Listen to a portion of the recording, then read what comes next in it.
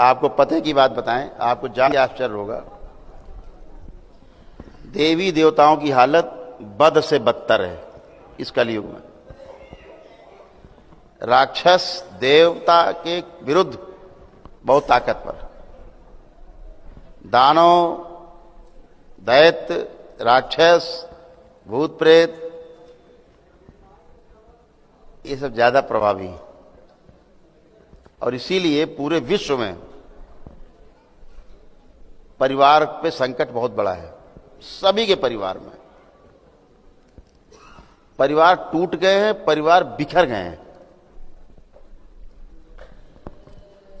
99% बच्चे माता पिता के साथ नहीं रहना चाहते।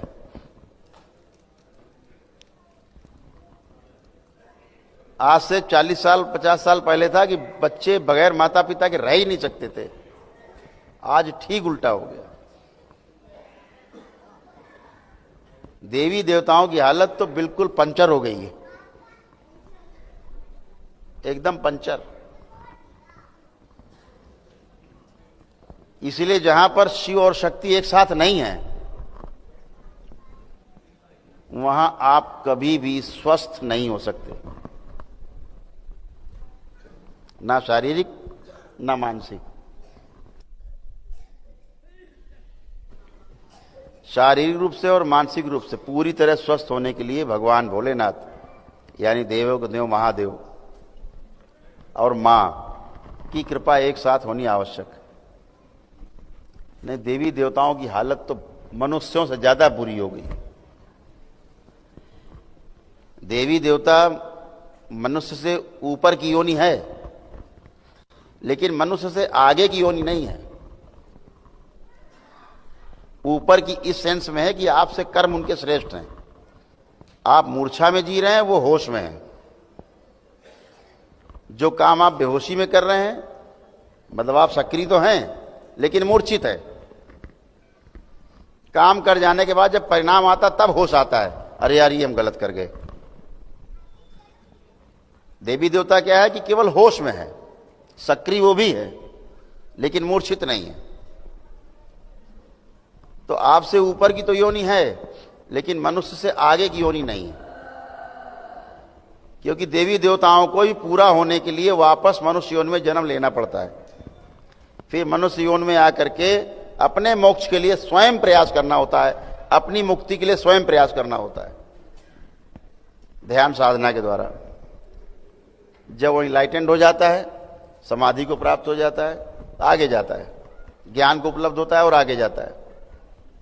फिर उसका ये जगत जिसे मर्त्य लोग कहते हैं ये छूटता है, तब सूक्ष्म जगत में उसका प्रवेश होता है, सूक्ष्म जगत में उसका जन्म होता है। फिर वापस वो कभी बाध्य नहीं है कि 84 लाख योनियों में जन्म ले, तब जाकर के जन्म मरण के बंधन से मुक्त होता है। तो देवताओं की हालत तो वो हो गई है कि अब कहने में भी शर्म आएगी। आपको खुद एहसास होगा, खूब देवी देवताओं के पूजन किए होंगे आपने, खूब यज्ञ हवन का अनुष्ठान करे होंगे, समस्या घटने के बजाय बढ़ गई होगी। कितने ऐसे लोग हाथ उठाएं, समस्या घटने के बजाय और बढ़ गई होगी, करने पे हाथ उठाए नहीं, संकोच, डर क्यों रहे हैं? देखिए है नीचे कर। क्यों हो गया ऐसा? क्योंकि आपके सारे पुण्य लुट गए। जो पुण्य आपने इकट्ठे किए वो सब दैत्य खा गए, राक्षस खा गए, आश्रित शक्तियां खा गए और ताकतवर। आज का जो युग चल रहा है, जो समय चल रहा है, आप देखिए पूरे विश्व में केवल और केवल और केवल मारकाट मची हुई है।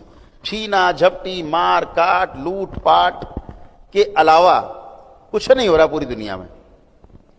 सारे प्राकृतिक संसाधन में लूट पाट मची हुई है। सारे पहाड़ तोड़े डाल रहे हैं, जंगल काटे डाल रहे हैं। आप देखिए कोयला खोदे डाल रहे हैं, तेल निकाले डाल रहे हैं जमीन से। जितना भी दोहन कर रहे हैं प्रकृति का, ये लूट है। और ये वो लूट है जिसकी भरपाई नहीं हो सकती। फिर बोलेंगे ग्लोबल वार्मिंग हो रही है, तो ग्लोबल वार्मिंग क्या है? आपने कोयला इसलिए जमीन के अंदर है, तेल इसलिए जमीन के अंदर है, कि जो बाहर का ताप है, जो बाहर की गर्मी है वायुमंडल की, वो अंदर जमीन में सोख ले। तेल का गुण है ताप को सोखना। जैसे ट्रांसफार्मर में तेल भरा रहता है, अगर तेल ना हो ट्रांसफार्मर में उड़ जाएगा बड़ाम से। तो तेल का धर्म है ताप को अपने में सोख लेना। तो धरती के नीचे जो तेल है, जिसका पूरी दुनिया में दोहन हो रहा है, निकाले जा रहे हैं, निकाले जा रहे हैं, निकाले जा रहे हैं, फिर जलाए भी जा रहे हैं, दूसरा काम। तो दोहन कर रहे हैं जो धरती के नीचे प्रकृति ने व्यवस्था की। कोयले का भी यही काम है, ताप को अपने में सोखना। पेड़ों का भी यही काम है, ताप को वायुमंडल से अपने अंदर लेना, जड़ों के द्वारा जमीन तक अंदर पहुंचा देना। ताप, जमीन खोदेंगे जड़ों के पास, गर्मी मिलेगी आपको। रहती गर्मी बस सूर्य की गर्मी है ये, जो पौधा अवशोषित करके जमीन को नीचे पहुंचा देता है। इसीलिए आपके जमीन के अंदर का जो पानी है 20 डिग्री पे हमेशा बना रहता है। तो पानी का टेम्परेचर कभी नहीं बदलता जमीन के अंदर का, वो 20 डिग्री रहता है। सर्दी आती है जब टेम्परेचर होता है 10 डिग्री, बाहर का ठंडक, और जब पानी अंदर के निकालते हो हल्का लगता गर्म है, क्योंकि 20 डिग्री है। और जब गर्मी आती है तो अंदर का पानी 20 डिग्री है, तो ठंडा लगता है। बाहर है 40 डिग्री 45 डिग्री, तो निकाला बड़े बड़ा ठंडा पानी है। वो ठंडा हुआ ना गर्म हुआ, वायुमंडल या तापमान, एटमॉस्फेयर जो बदला, वो बाहर का मनुष्य द्वारा बदला जा रहा है। हम लोग जिम्मेदार हैं उसके। तो तेल निकाल डाला, कोयला निकाल डाला। पहाड़ों में भी यही काम है, ताप को सोखना, अंदर ले जाना, पानी को सोखना।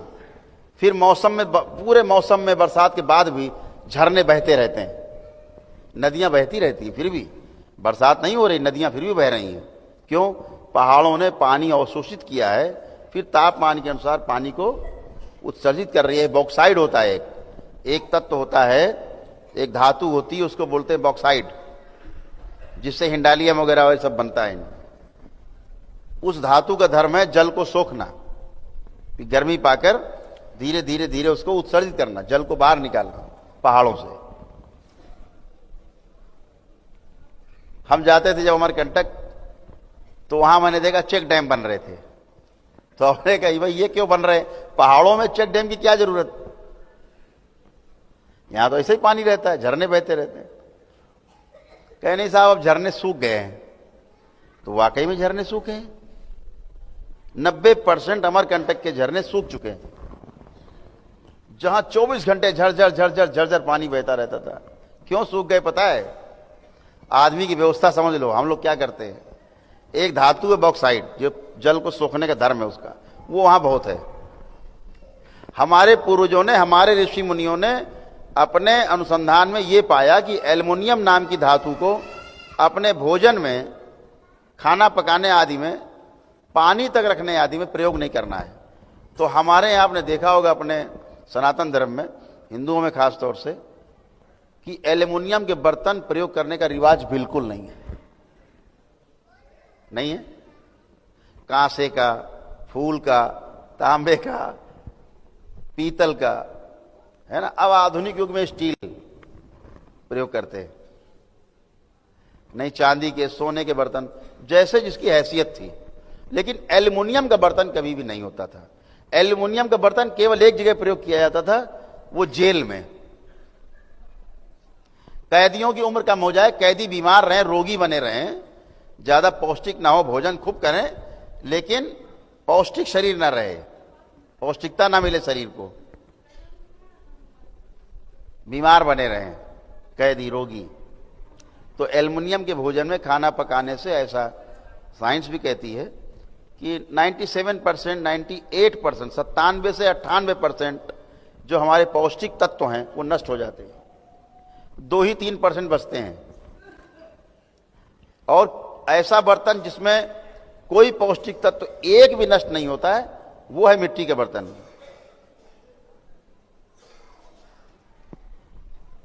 बाकी जो बर्तन हैं उनमें कम से कम तत्व नष्ट होते हैं, 10-5%, 20%। तो हमारे वैज्ञानिक जो थे, ऋषि मुनि लोग थे, उन्होंने कहा नहीं भैया, ये वाली धातु तो पहाड़ों से निकालना मत, ये तो जहर है। तो क्या हुआ कि वहां उन लोगों ने टाटा वालों को, गवर्नमेंट ने ठेका दे दिया। टाटा हिंडाल्को है, टाटा हिंडालियम, हिंडाल्को, तो उनको चाहिए होता कच्चा माल। तो वो पहाड़ ले लिए सारे, उन्होंने खोद डाले और सारा खोद खोद के बॉक्साइट निकाल डाला। अब जब बॉक्साइट निकल गया, जिसका धर्म है जल को अपने में बना के रखना और तापमान पाते धीरे धीरे छोड़ना, रिलीज करना, तो झरने रात बहते रहते थे अगली बरसात आने तक। ऐसा संतुलन था ऋतु का। अब जब वही निकाल दिया जो सोखता था, तो पानी बरसा पहाड़ों में, बरस के नीचे चला गया, उतर गया, मैदान में पहुंच गया, खत्म। अब वहां कहां पानी पहाड़ में। तो उन्हें होश आया, जब खोद डाला तब होश आया, अरे यार ये तो पानी नहीं रुक रहा, पानी के झरने क्यों बंद हो गए। पता लगा वो तो बॉक्साइट के कारण झरने बहते थे, वही आपने खोद डाला। तो अब क्या किया, अब चेक डैम बनाए पूरे जगह पे, पानी बहे बरसात में तो रुक जाए, तालाब भर जाए। मैं वारे आदमी, वारे आदमी, ये हम उनकी बात कर रहे हैं, सो कॉल्ड जो पढ़े लिखे विद्वान बड़े इंजीनियर्स कहे जाते हैं, गवर्नमेंट्स की हम बात कर रहे हैं, वो लोग ये कर रहे हैं। कोई रिक्शे वाला गली छाप आदमी नहीं कर रहा है, वो लोग कर रहे हैं जो बड़े विद्वान लोग माने जाते हैं भाई, जिनके हाथ में बागडोर है देश की। कोयला निकाल डालो, जला डालो। पहली बात तो निकाल डाला, ताप कौन सोखेगा, ऊपर गर्मी बढ़ेगी। निकाल डाला, ऊपर से जला डाला, अब ये तापमान कहां जाएगा, जलाया ताप बना। पूरी दुनिया में जल रहा कोयला, जल रहा, भट्टियां जल रही हैं, करोड़ों टन कोयला रोज जल रहा है। कब तक निकालोगे, लिमिट है कोई कि नहीं, कोयले की लिमिट है, खत्म हो जाएगा। फिर तापमान चला जाएगा 55 डिग्री, आबादी बचेगी एक 3/4। आदमी तो अपनी कब्र खुद खोद रहा है, कब्र के अंदर खड़े होके, कोई और नहीं आ रहा खोदने, खुद खोद रहा है। तेल निकाला, ऊपर से जला डाला। अब प्रकृति ने तो ऐसा कुछ सोचा नहीं था जब डिजाइन बनाया उसने कि आप पेट्रोल निकाल के जलाओगे बाहर। ये तो पता था प्रकृति को कि आप पेड़ जलाओगे, पेड़ बाहर है, काटोगे गिरेगा या जो भी होगा, तो उससे जो गैस बनती है, प्रकृति में वो वनस्पतियां मौजूद हैं कि उस गैस को पचा लेती हैं।